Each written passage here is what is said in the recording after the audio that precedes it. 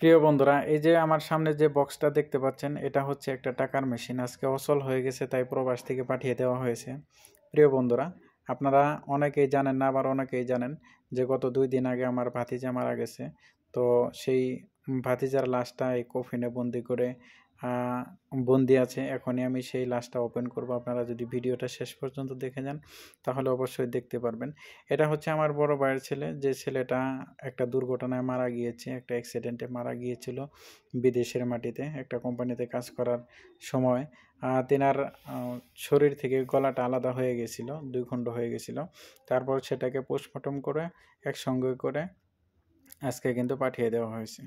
আসলে টাকার মেশিন এই জন্যই বলছি যে প্রিয় বন্ধুরা, আপনারা জানেন যেনারা প্রবাস থাকে তেনারাই বুঝতে পারবে যে প্রবাস থাকা কতটা কষ্টকর।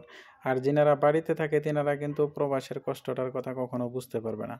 প্রিয় বন্ধুরা, একটা মানুষ যখন প্রবাসে কাজ করে বা প্রবাস থেকে যখন বাড়িতে টাকা পাঠায়, তখন কিন্তু বাড়ির মানুষের চিন্তা করে না যে এই টাকাটা কত কষ্ট করে পাঠাইছে।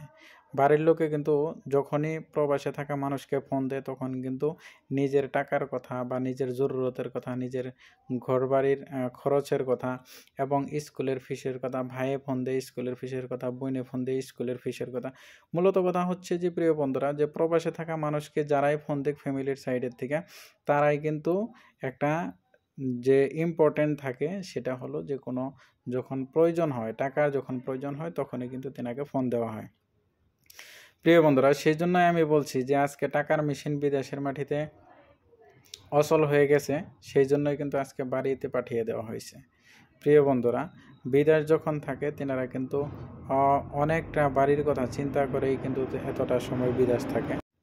প্রবাস নামক জেলখানাতে আজকে সেই টাকার মেশিনটা অচল হয়ে গেছে, সেই জন্যই কিন্তু এটা পাঠিয়ে দেওয়া হয়েছে। কিছুক্ষণের মধ্যে আমি কফিনটা ওপেন করব, আপনারা অবশ্যই দেখে যাবেন। অনেক ভয়ঙ্কর একটি দুর্ঘটনা হয়েছিল, যেটা মাথার থেকে বডিটা আলাদা হয়ে গেছিল। এটা নিয়ে পরবর্তী সময়ে আমাদের ফ্যামিলিতে একটা মেল বসেছিল। আপনারা যেটা দেখতে পাচ্ছেন, এই যে দাঁড়িয়ে আছে যে লোকটাকে দেখতে পাচ্ছেন, ইনার থ্রুতেই কিন্তু আমার ওই ভাতিজাটা কাজে গিয়েছিল। মানে হচ্ছে উনি হচ্ছে ঠিকাদার, যিনি দাঁড়িয়ে আছে কথা বলতেছে উনি হচ্ছে ঠিকাদার। উনি কিন্তু আমার ভাতিজাকে কাজে নিয়ে গেছিল। সেই কাজে নিয়ে যাওয়ার পরে ওখান থেকে কিন্তু এই আমার ভাতিজাটা কিন্তু মারা যায়। তো কিছু কথা বলবো, অবশ্যই আপনারা সেটা শুনতে পারবেন। আর সেগুলো এই কথাটাতে শুনলে লাগে কই গেলেন নাকি অবশ্যই আপনারা কমেনি বুঝতে পারবেন যে কি আলোচনা এখানে হয়েছে। হবো হবো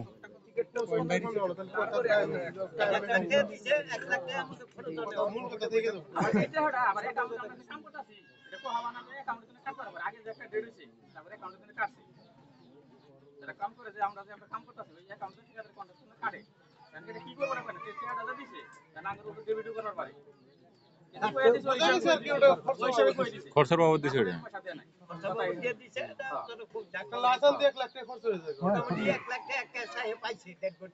আচ্ছা ফজল কইলো এই 1 লাখ টাকাটা দিছে, 1 লাখ টাকা জমা আছে।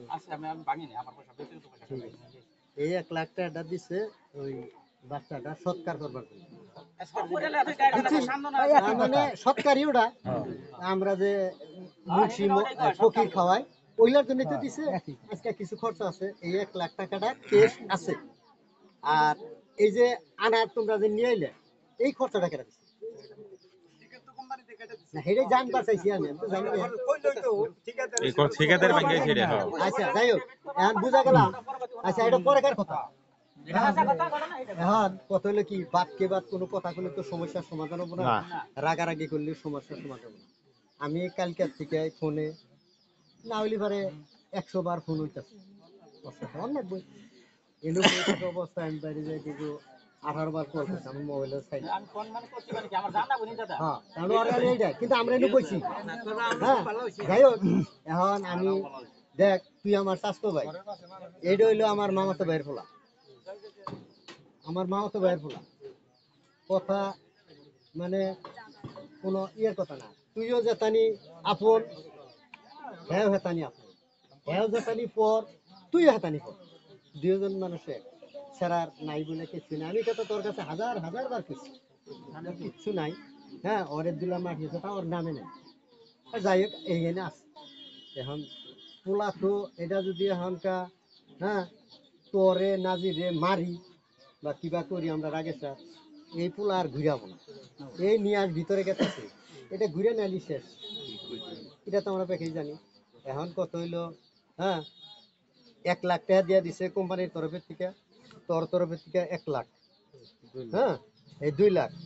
তারপরে এটা যদি আরা এগো গার্জেনের থেকে বাইরে বাইরে কমু যদি মানলো, না হইলে আটা বিবেচনা খাটাইয়া যদি 10 জন আছে তুই আছো কোন রাখবো, হ্যাঁ।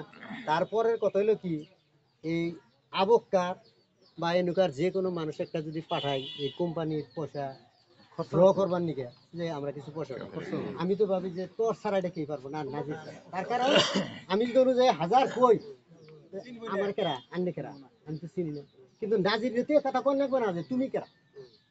আমার কথা হইলো কি, ভূত ভবিষ্যতে আমি একটাই কইছি আগে যে তোরা একটু ডিমান্ড দাওলিও কোম্পানির কাছে রিকোয়েস্ট করে হাতে ধরে পারলিও আবকারের পরিবারটা একটু বাঁচানোর লিগে কি করবে। আমার এখানি কথা ভাই, যদি তোমার কিবা কবা লাগা থাকে কও। ফজল ভাই, আমি একটা কথা জানবার চাই ফজল ভাই, তাতে যে ডেট যে হইলো যে সেরাটা, তাতে কিরকম একটা আইডিয়া পয়সা পাওয়া যাবে?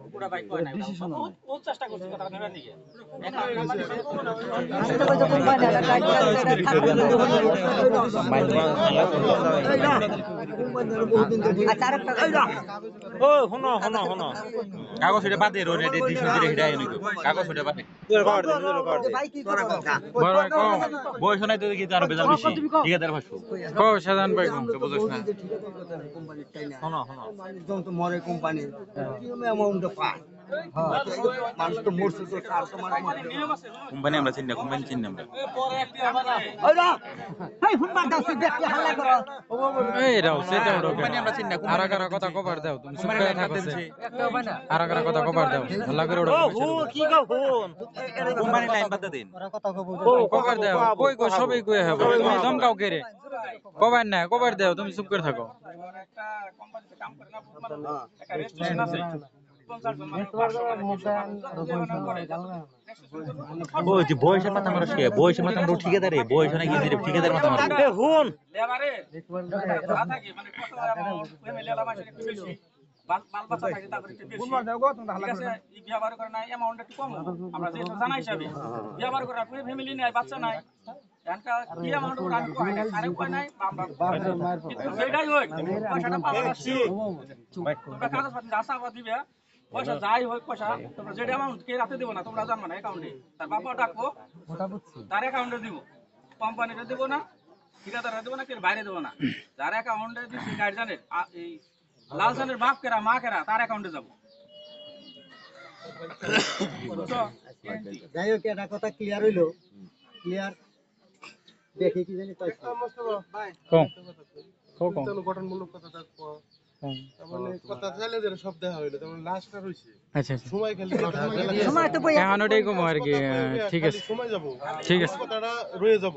আচ্ছা এখন ও যেটা কইছে যে 1 লাখ টাকা দিব 1 লাখ টাকা কোম্পানি আছে আচ্ছা আচ্ছা তগর কি ডিমান্ডটা কইলিছেন একটা ডিসকাস হবো শর্টকাট কথাটা কইয়া লাস্টটা রইছে কইরা আচ্ছা 3 দিনের লাস্ট সুন্দর কথা কইছেন আসলে খুব সুন্দর সুন্দর ব্যক্তি ঠিকাদারে নিজে মুখে কইছে আমার তরফের থেকে আমি 1 লাখ টাকা দিব।